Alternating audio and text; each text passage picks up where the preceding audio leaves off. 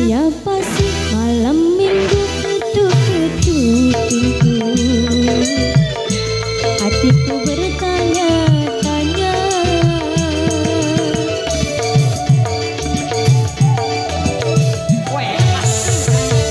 Sungguh aneh tapi nyata, memang dia.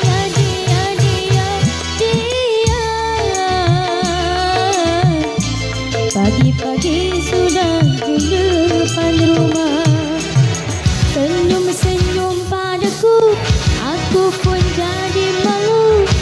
Akhirnya jadi tamu malam minggu.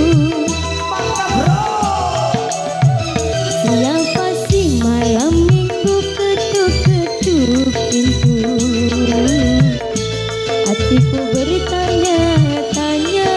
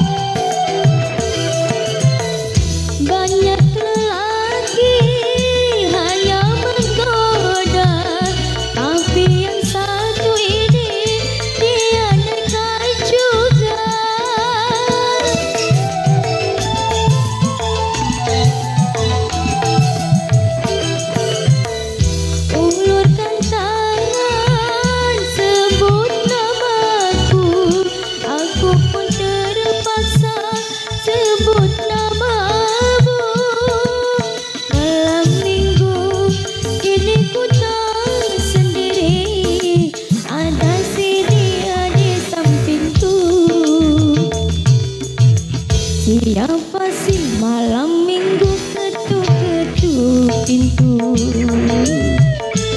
Hatiku bertanya-tanya.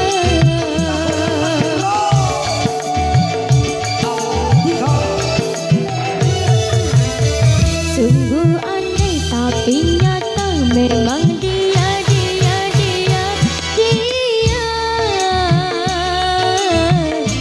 Pagi-pagi sudah di depan rumah, senyum-senyum padaku, aku pun jadi malu. Akhirnya jadi tamu malam minggu. Siapa sih malam minggu ketuk-ketuk pintu? Hatiku bertanya-tanya.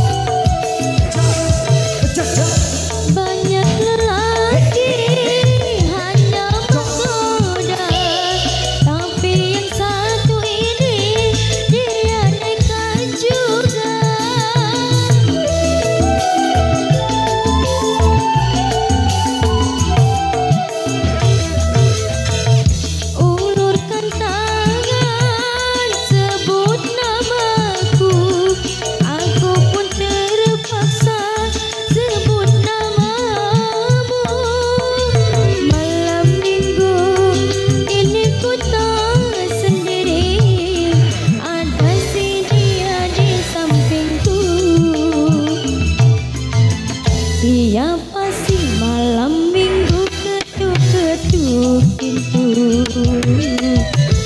Hatiku bertanya.